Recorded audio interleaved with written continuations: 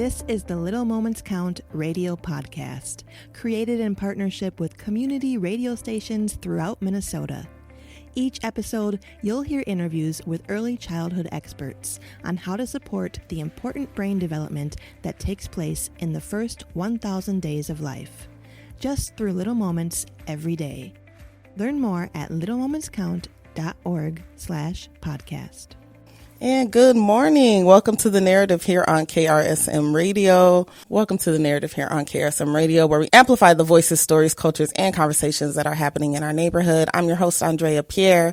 And, we like to focus on communities that have been historically ignored, misrepresented, and erased by traditional media. This episode of The Narrative is presented in partnership with Little Moments Count. Little Moments Count is a statewide collaborative that is focused on helping parents and caregivers learn about the importance of brain development in the first 3 years of life.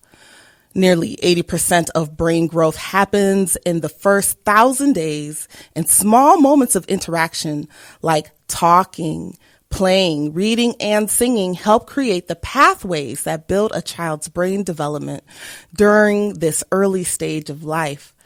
For more information, you can visit littlemomentscount.org. So, we're always excited to be partnering with Little Moments Count to host conversations that are focused on early childhood development. We'll be welcoming a new guest each month to talk about their involvement in Little Moments Count and how they view the role of early childhood development in creating bright futures and strong community. So this month's guest is Jamsetta Diggs, and Jamsetta is a West African immigrant and mother of two. She has served as an early childhood professional for more than 10 years in different capacities as a preschool teacher, family educator, teacher trainer, and early childhood consultant. She is the founder of Social Learning for Littles, an establishment that focuses on parent empowerment for the healthy growth and development of young children. Through Social Learning for Littles, Jamsetta also partners with local organizations in the Northwest Metro to support African families with young children and advocate for culturally relevant programs in her community. And I just want to say welcome, Jamsetta, for coming on The Narrative here and coming over to South Minneapolis to be with us. Welcome, welcome. How are you today? I'm doing good. Thank you. I am excited to be here. It's always a big thing for me to share my story, my journey, and the work that I do. So I am so happy to be here. Thank you so much. Mm-hmm. And it's a snowy day today, too. I know. A little treacherous path coming here, but we made it here safely. Yes. So, you're a West African immigrant, as it says in your bio. I'm sorry, I can't talk. Specifically, what country are you from? I am from Liberia. Okay. I always want to ask, because Africa is such a big, beautiful country full of so much history and knowledge. And it's like, okay, where specifically? And I always want to ask people that. West Africa, Liberia. We have so many different cultures and so many different countries in in Africa. And languages, too. And a lot of different languages, yes. And so, we are just a continent full of diversity and cultures and languages and people and sounds and sights and all of those things. And so I'm from West Africa, Liberia. Yes. And how does that background, you think, really affected your choice to become an early childhood educator? Surprisingly, I did not start my journey wanting to be an early childhood professional. I entered college to be a Christian counselor, so I went to Bible college. But one day, while in the library, I went to get books for classes, and I saw this book called Child Development. And I was so fascinated, what? I love kids. I love children. What is it about? So I took this book, and that was the opening to a new journey, a new place for me. And that's how I started. And I began volunteering my church as a preschool teacher. And that's how I grew, and I started working in my country as a preschool teacher after we had a 14-year civil crisis. And so after the 14-year civil crisis, it was chaos, and we had to do what we had to do to rebuild our education system. And so I found myself in the classroom working with preschoolers as a teacher, and that's how my journey started. I started working as a trainer. I was included in a first cohort of people who were trained to rebuild our early childhood sector after the war. So then I moved out of the classroom and started doing teacher training and community engagement, creating awareness. We started a program called the Early Childhood Community Awareness Program in Liberia.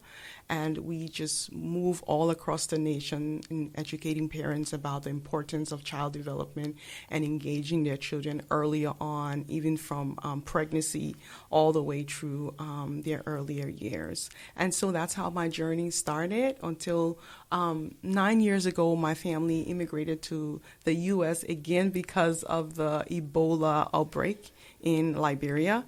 And so I came here with a almost 2-year-old and expecting child. And so it was a big transition and starting all over, new culture, new system, a lot of things to take in. But I found myself here, and the passion grew and continued to grow. So that's how I got here.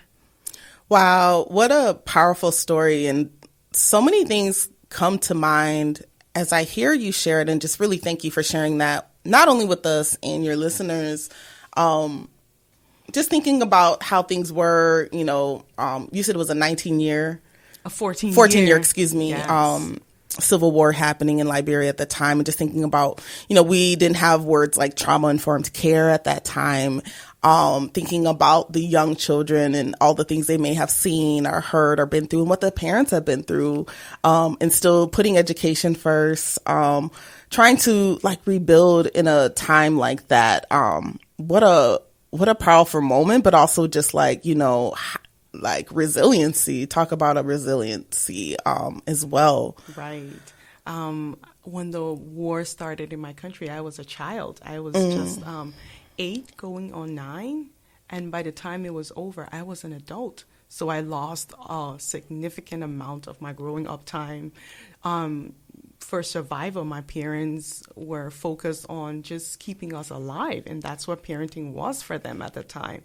What we had to eat, food, how we stay away from war zones or bullets and stray bullets or planes bombing over our heads, staying away from those things. It was just survival mode for us, and phasing into parenting and into education with children who had come out of this situation was just a big moment of just preparing yourself for what is ahead and what the children that you had to deal with who were coming out of the trauma of a civil crisis. And so it's been a journey for me, dealing with my own fears. Yes. And then as a parent, how do you create a balance for your children? Because the culture I grew up in is completely different from what my kids are growing up in, even the times, even the challenges that I face, and creating a different and writing a different narrative for my own children,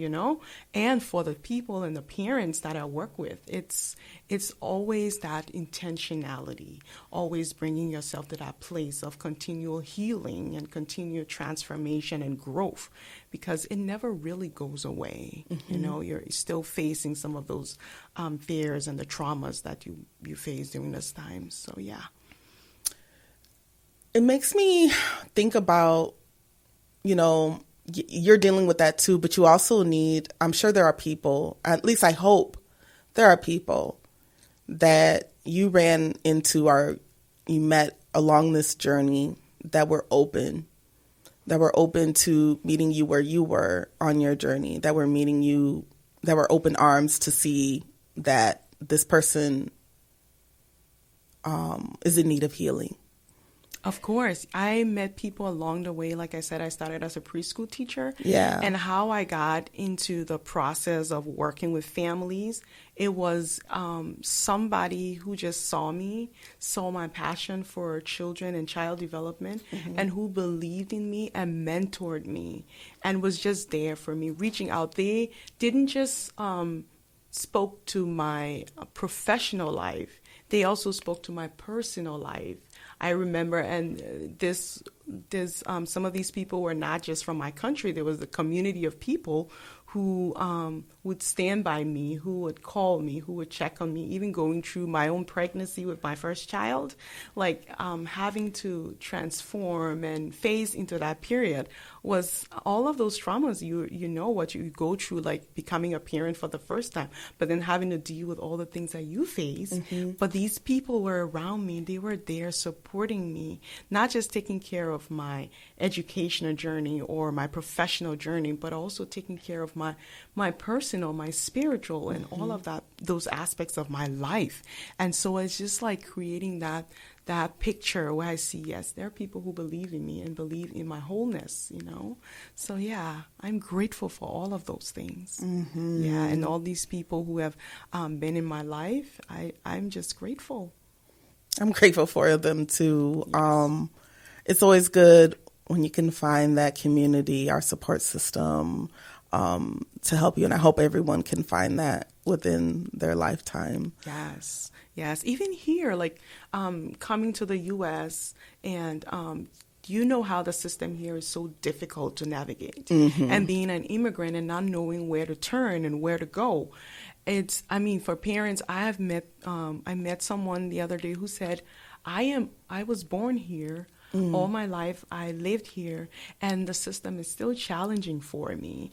I can't imagine what it is like for you who's coming from a different system and a different culture and coming here and having to embrace it and grow with it and learn and not give up, But when I look around me, it's not just me. It's the community of people who surround me every day. People who were just there to encourage me, people who were just there to help me find my way, what hospital I would go to, what resources I needed, people who were just there helping me to watch my kids.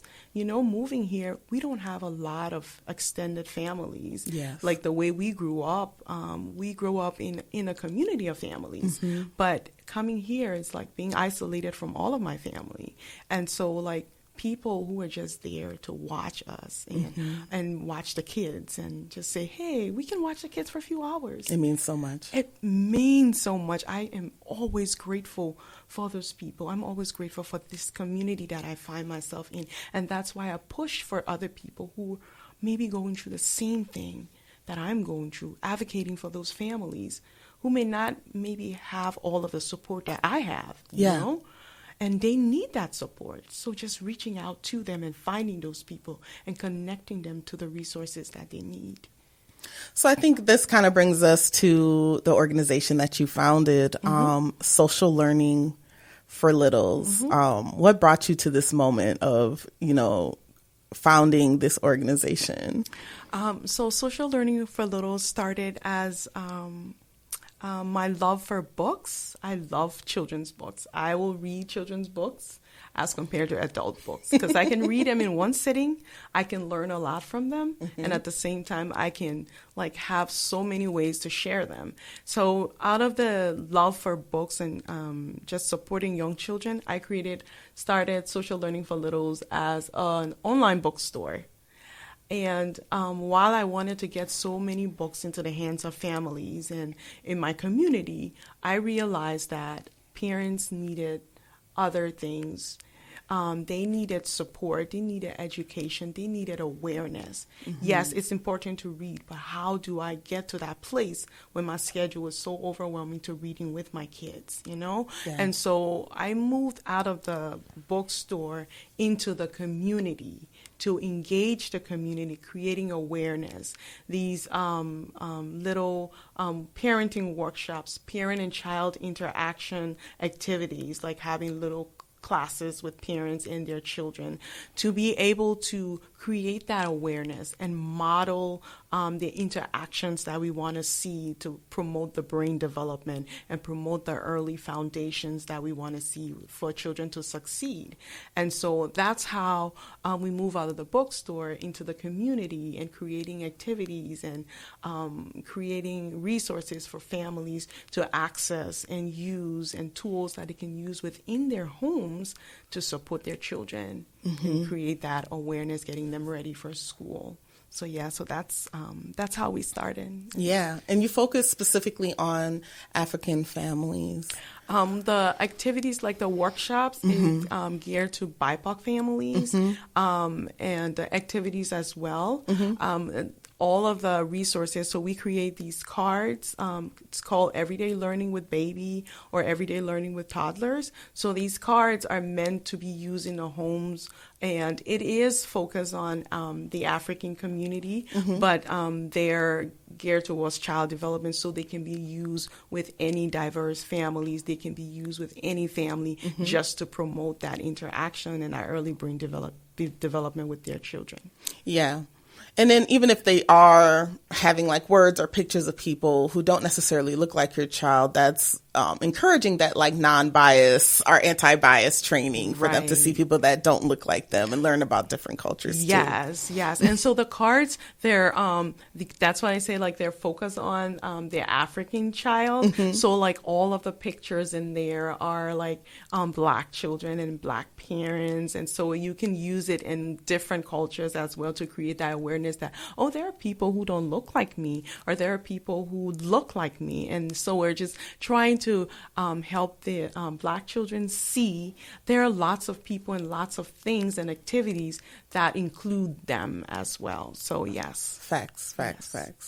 So if you are just joining us, this is The Narrative here on KRSM. I'm your host, Andrea Pierre. I'm speaking with Jamsetta Diggs, who is the founder of Social Learning for Littles. And we'll be back. We need to take a station break, but keep on listening. One moment. And welcome back to The Narrative here on KRSM. We're doing our Little Moments Count segment with Jamsetta Diggs, and she is the founder of Social Learning for Littles, and we're just talking about her organization, why she started it, and just her background in early childhood development. The first 1,000 days of a child's life are so important. And, she's just talking about her background, coming from Liberia, coming here, and just seeing that need, coming out of the bookstore and into community and doing that engagement. So I want to know about the Social Learning for Littles approach. What do you do to promote parent involvement for the healthy growth and development of young children, especially like within the culturally diverse communities? Yes. So we, our approach is unique. So we are focused on 3 words: create, empower, and engage.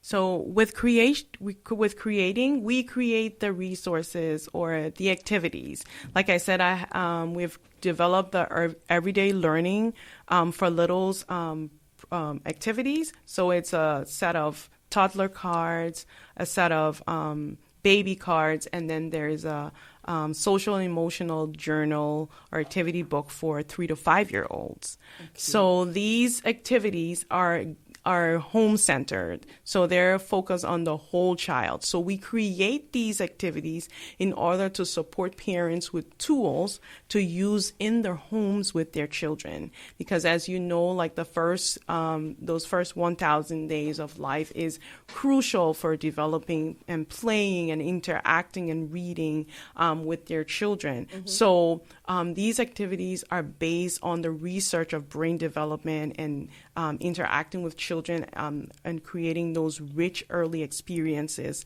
at that earliest stages. And so the activities that create are there to empower the parents. There are tools that parents can use at home to support their children and promote early education.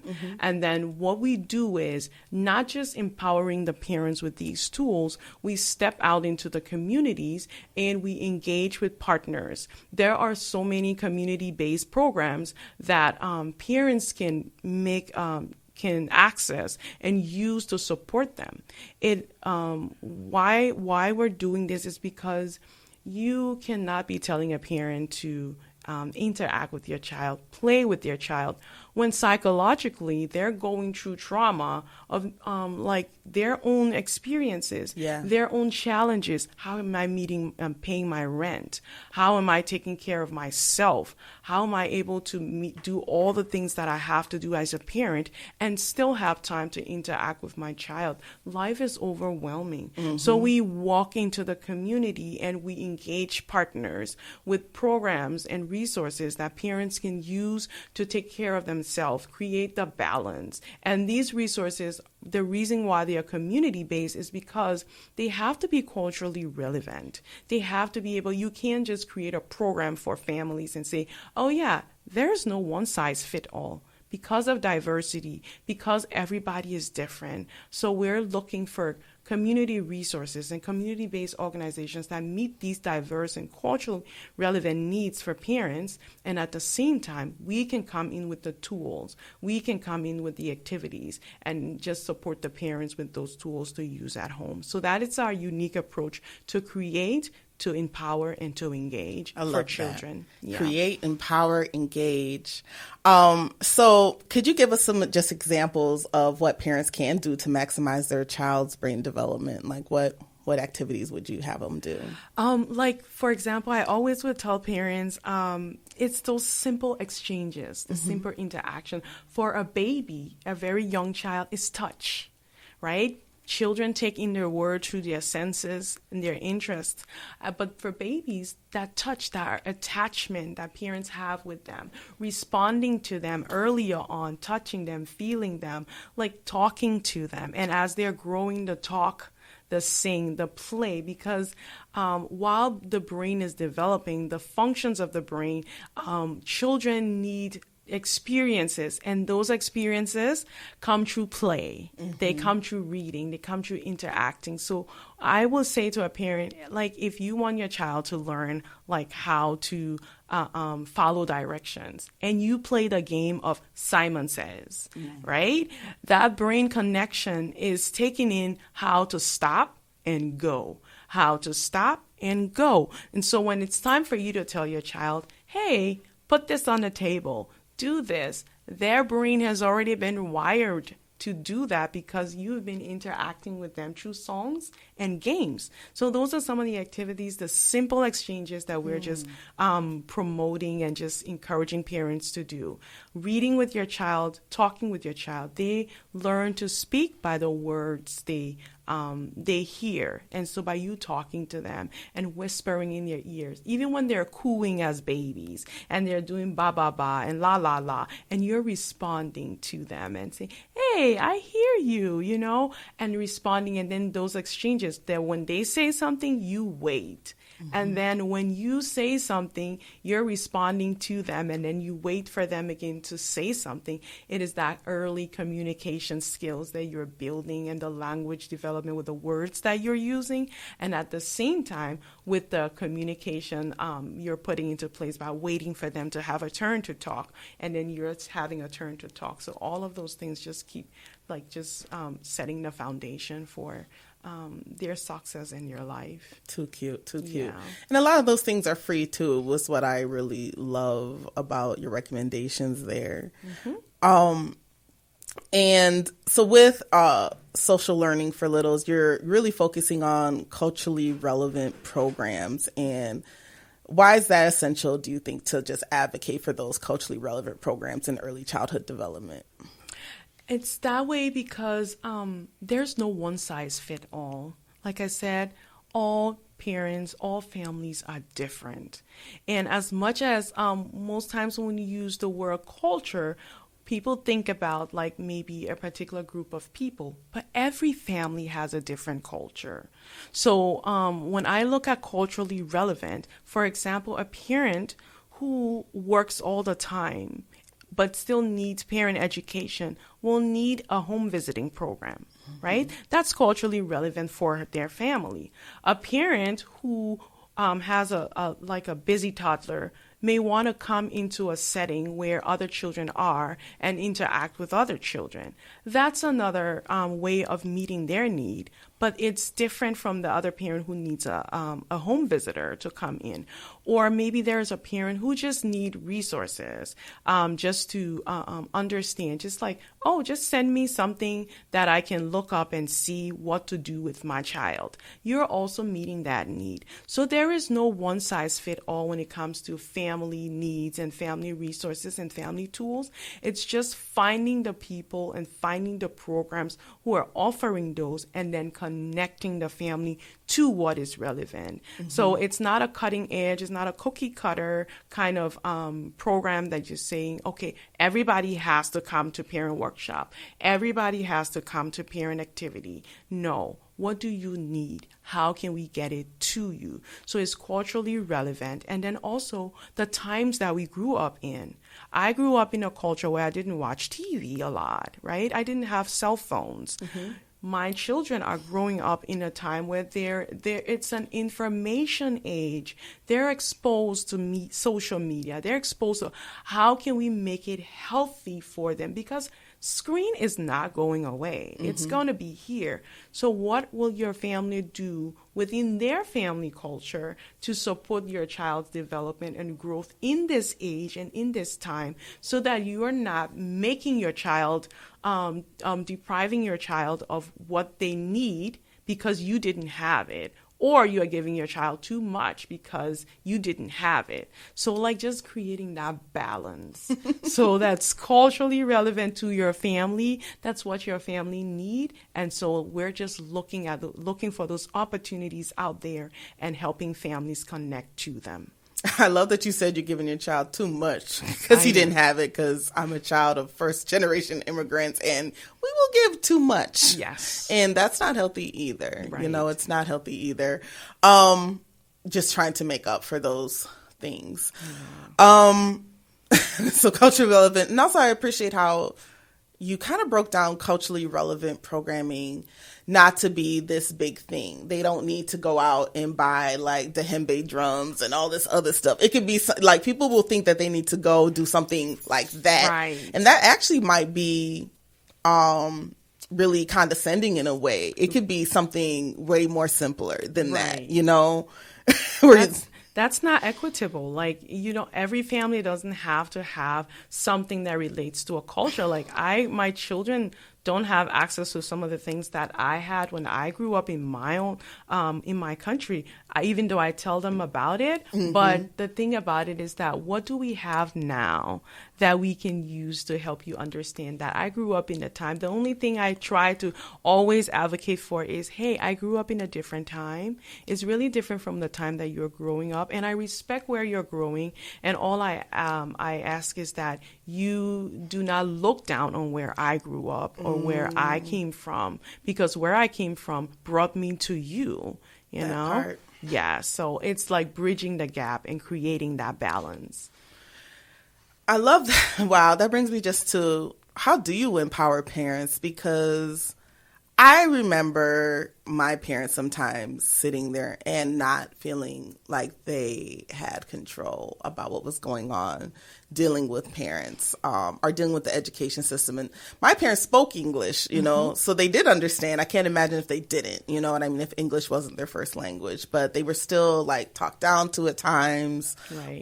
They still felt defeated sometimes by the educational system. And my mom was a nurse, so she was educated, but America's gonna America. You know what I mean? Yes, that's true. And that's the thing, like just having to deal with that barrier, you know, like people like from different backgrounds and different communities and different cultures deal with the barrier. And I had that too. When I came to this country, it took me a long time to put my confidence together to stand up and speak, you know? And I know sometimes people say, did you grow up here? No, I did not. I have just been here for 9 years. But it took me a while to like gather my confidence to be able to speak to people, because I was like, oh yeah, sometimes my kids will laugh at me and say, Mama, we don't say it that way. I said, say, well, that's how I learned it, but the thing about it is like just bridging that gap. And you're asking about empowering parents. And one of the things, one of our approach as social learning for littles is a strength-based approach.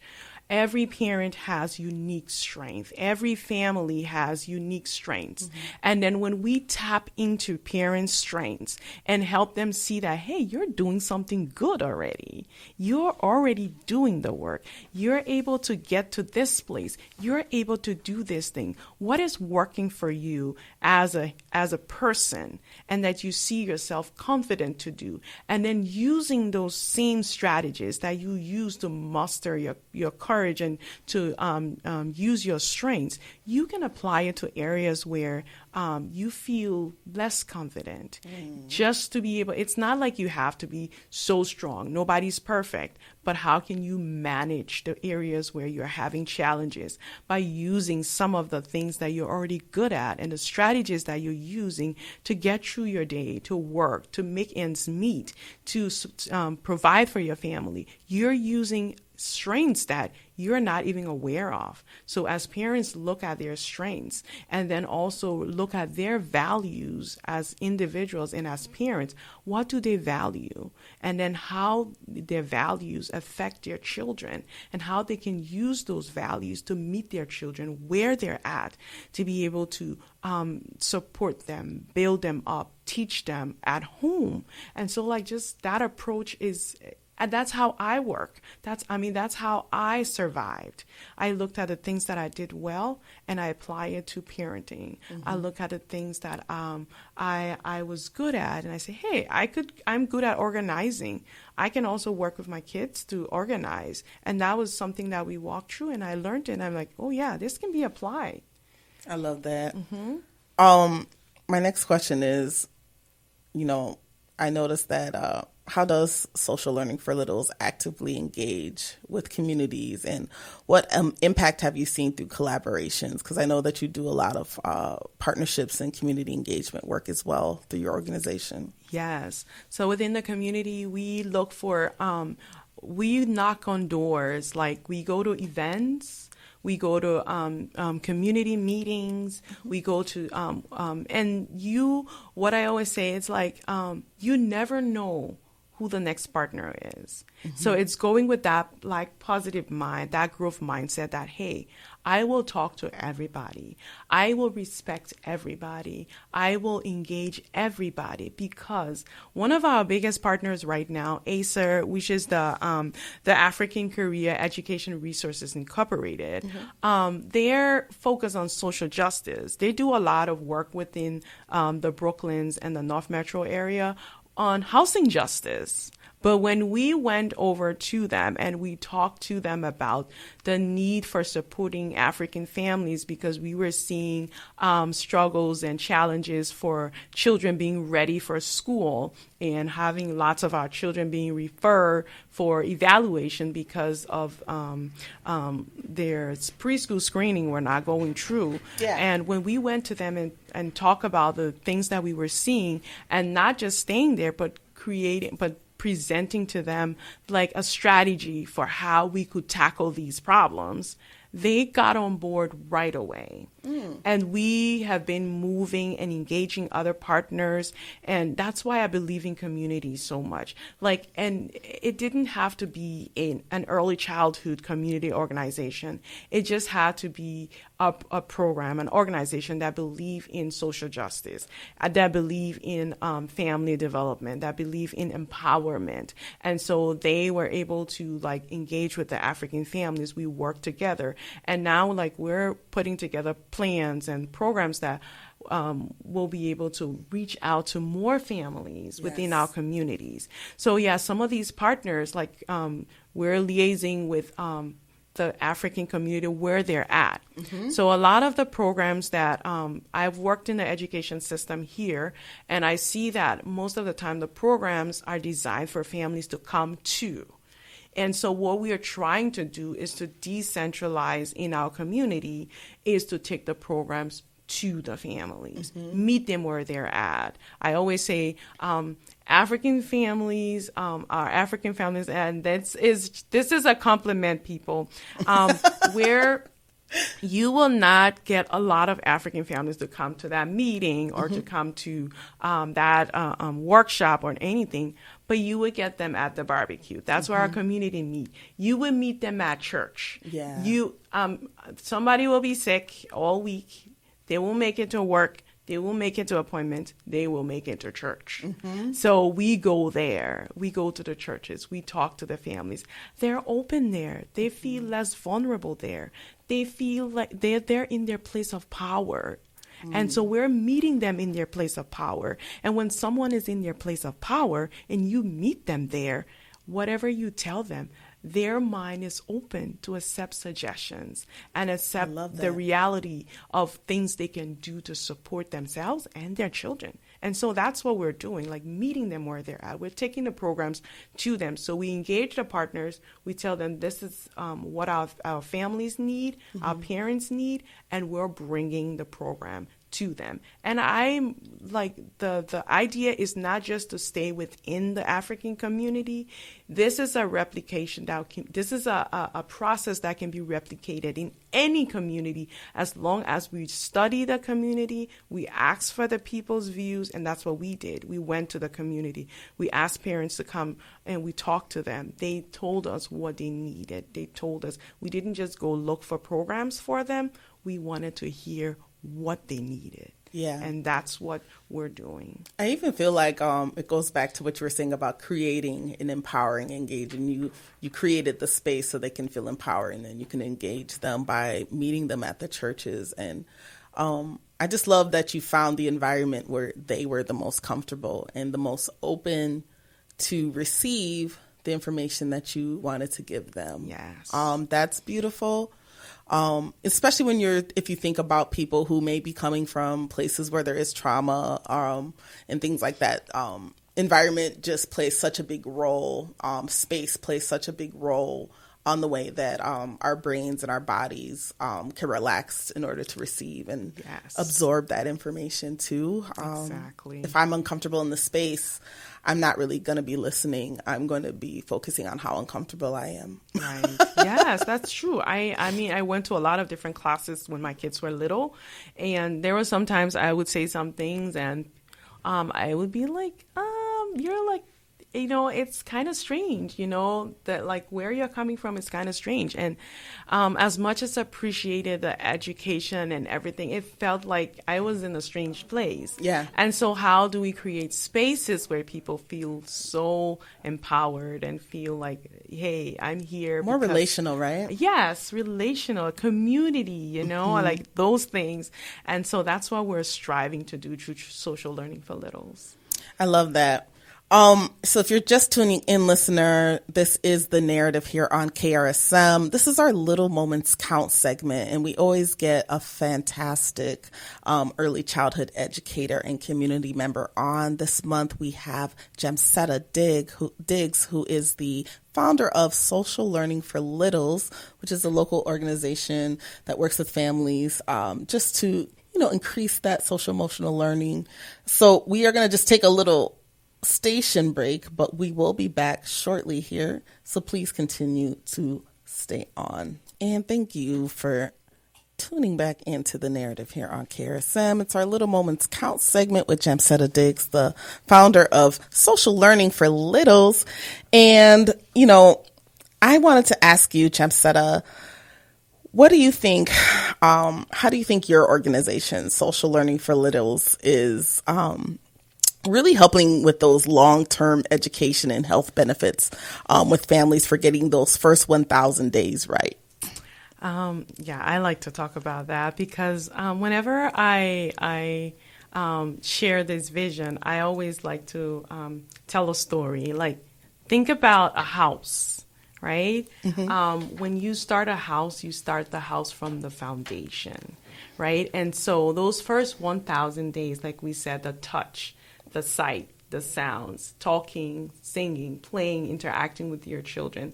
They're what the research has shown to have great impact on children's lives and set them up for success for their future. So when you think about talking, or even children getting ready for kindergarten, they will not read unless they know the words. And a child will learn to read if you're talking about space. A child who has talked about space, who has had interaction and having the concept and the context of what space is, will easily read the word space. Because when you say space, they already have a mental picture of what space is. But if they're struggling to figure out what this word is, how do I relate to this word? What is this word actually? They're already dealing with that part of not having an idea what it is, and then having to take in their brain the word, how to read it, remember it, retain it, and then use it meaningfully. But if they've already had conversations around it, that's the foundation. And then the more you interact with them, using books, using songs, using things that they can relate, toys and stuff that they can relate to about space, when you give them space as a word, they already have an idea what it is. Their brain is able to retain that word. So that foundation we're talking about for future growth, it's not just reading, it's also social emotional. How you interact with your child and set expectations, teaching them expectation, is the foundation for behavior. It's the foundation for interacting with other people. It's the foundation for how they regulate in school. So at home, you are doing all of those things. That's why our parents are our first and most influential teachers. They're setting the pace. They're laying the foundation. The interactions they're having with their children is the foundation for how long and how strong the house is going to be. And that is their child's future, the possibilities for ahead for them. Yes. That's beautiful. What a beautiful analogy too. Yeah. Because if you don't know about stars or planets and shooting stars and things like that, it would be hard to get that concept of outer space and space. Thinking about, even just what if you don't know as a parent how to use like your words, if you for like discipline, or if you don't know as a parent what talking things through looks like. If you don't have that good foundation, what tools can you use to even repair it? You know what I mean? Like, because I think a lot of us, some people just don't. Right. There are lots of ways we can interact with our children. I like to say, like, coming from that cultural perspective again, I grew up, I never remember my mom playing with me. All right. But I remember being in the kitchen with my mom and cooking. And I remember her telling me, put a little salt. All right. Stir up the soup. Okay. Chop up the meat. Those interactions are the ones that's still in my brain when I think of my mom. Right. I think about her like coming and teaching me how to sew.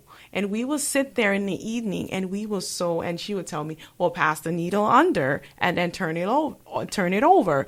So all of those interactions I had with my parents were my own way of their own way of teaching me and their own way of interacting with me. So it's all of those, the same thing of strength base, where you're coming from.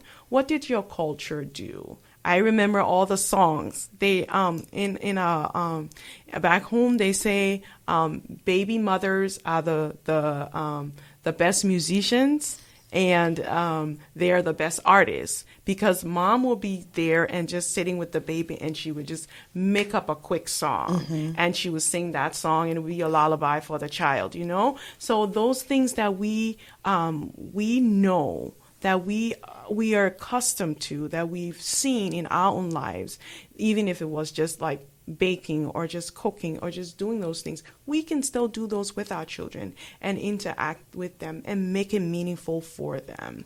Bring them to your space, and at the same time, it has to be intentional.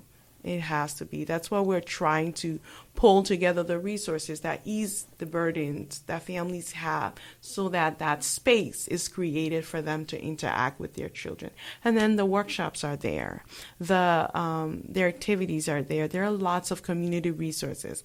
I'm a Google mom. I just Google activities near me, children activities near me, or whatever class it is near me, or just Google something about how do I interact with my child. You will see tons of things, ideas, Pinterest, all right? We're in an information age, and so there are lots of resources available to us online.